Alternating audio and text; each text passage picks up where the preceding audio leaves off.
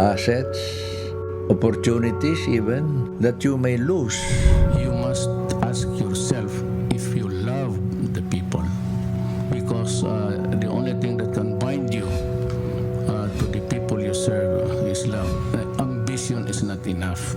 I have discovered the power of kindness, and that has made me a radical optimist. That's why I stay away from politics and from religion.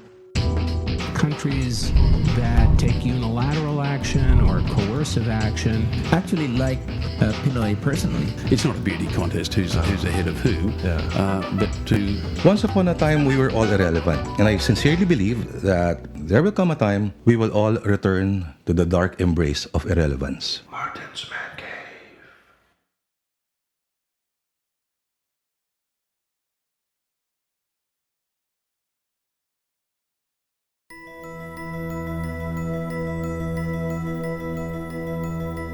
There are four facades of a building: the front facade, the back facade or rear facade, the left side, the right side. For me, more importantly, is the facade from above. I even thank personally the recipient, our beneficiaries, thanking them for the opportunity given me. Because without that opportunity, I don't have the opportunity to improve myself, become a better person.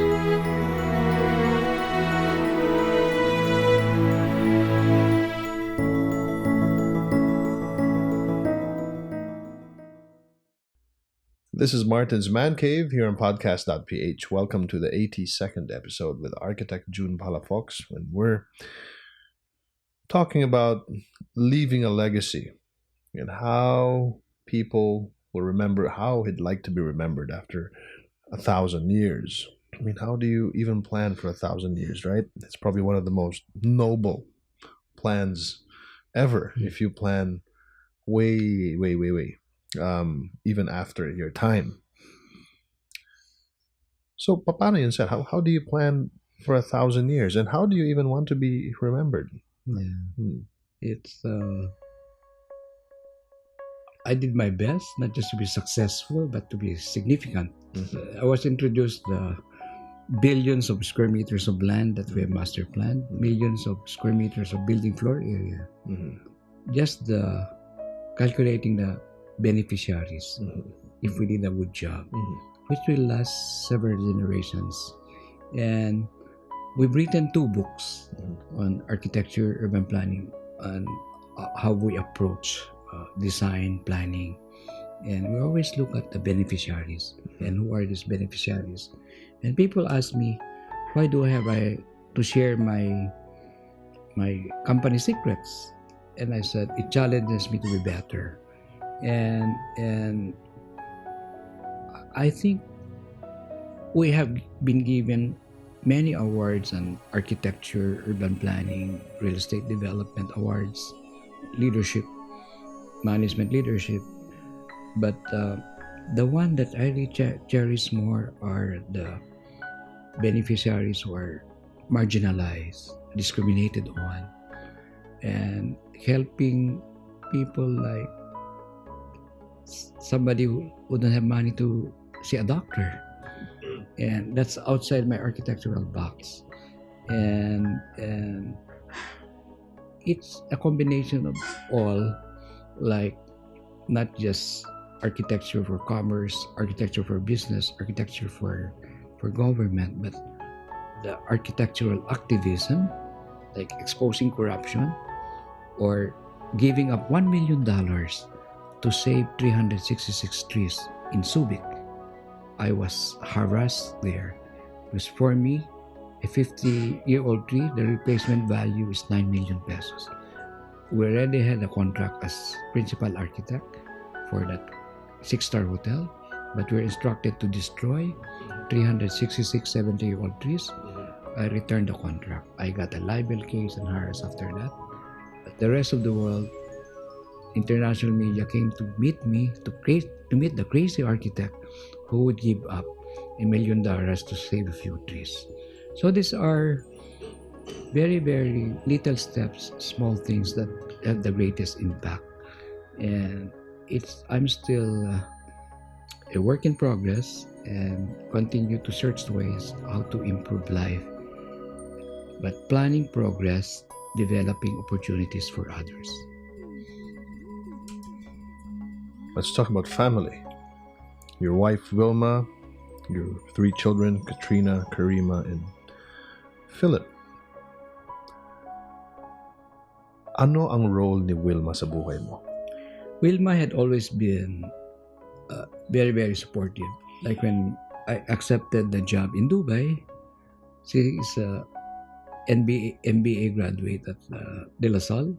She was outstanding co-ed at UST. She did very well at St. Teresa's. Mm-hmm. She was earning more than I did before we left for Dubai because she was with the San Miguel Soriano group. Mm-hmm. She gave up her career to join me in Dubai, an unknown destination, unknown country. We were just 2 years married then, or less than 2 years, with a baby Katrina, and she's always been there, even forgiving my imperfections. Sometimes there's a tendency to be so perfect, so strict, and so on. And joined me. Most of my foreign trips where it's easy to get visa for women, and she's my sounding board. We agree a lot to agree to disagree. There's interdependence and independence. You're always a modus vivendi. Yeah. and see, for most of my being I called it married single because of my foreign trips, she's like a single parent a lot of the times that I'm abroad, and I think she did very well in raising our children. And start with Katrina, who's now an ophthalmologist, doctor of medicine, with clinics at Makati Med, Asian Hospital in Alabang, and VRP and EDSA, and is doing well. She'll be married sometime this year. Not one of them is yet married. Yeah. And then Karima Patricia, the first Filipino born in Dubai when I was an architect urban planner in Dubai. Wow. The name came from my colleagues. Karima meaning kind and generous. So she has expectations very high for her kindness and generosity. And she's now the managing partner of Palafox Associates, while I'm president of Palafox Architecture. She's director of Palafox Architecture and managing partner and senior planner for Palafox Associates, of which I'm still both the founder and principal architect and urban planner. Then Philip Khalil, he's changing into new careers. He was an architectural lighting consultant for Philips. He took the board exam for real estate brokers and appraisers, and within the month, and he both passed it. So he's in stage of organizing a real estate company, just about to get started, but he has to learn the ropes first. At the moment, he's in the office as a specifications manager for building materials. Specifying building materials can be very challenging. There's a lot of temptations there. Yeah, it's always better to assign somebody you trust to make sure That's right. the money goes to the building, That's right. not to somewhere else. So much money in construction. And we're very happy. I'm so blessed with very loving and kind wife and intelligent children, I must say. And they're all, as a father, I try to be clinically objective, but all of them are good looking and looking good. Lastly,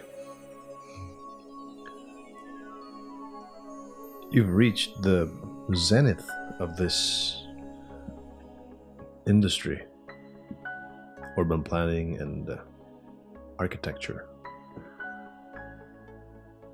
And you have some projects in Kathmandu, and it's more philanthropic than making money. Where to from there? Well, my last medical checkup, I told my doctors that to be able to help more people, I'd like to live to be 100 years old and retire 20 years after I die. And they said, let's wait for your laboratory test. So when they saw the blood test results, they said, if you don't change your lifestyle, the long hours of work, short sleep, you'll never make it. So it's now a best effort basis to follow the doctor's advice, diet, exercise, longer hours sleeping. My New Year's resolution for 2016, less foreign travel. I just violated it. 6 countries the first 30 days of the year mostly because of this. Kathmandu and help the funds to finance the schools. And not just Kathmandu, Kasiguran. There was a big super typhoon that hit Kasiguran just before APEC. And the Katutubo seems to have been forgotten. Yeah, survivors of the typhoon, victims of corruption and land grabbing.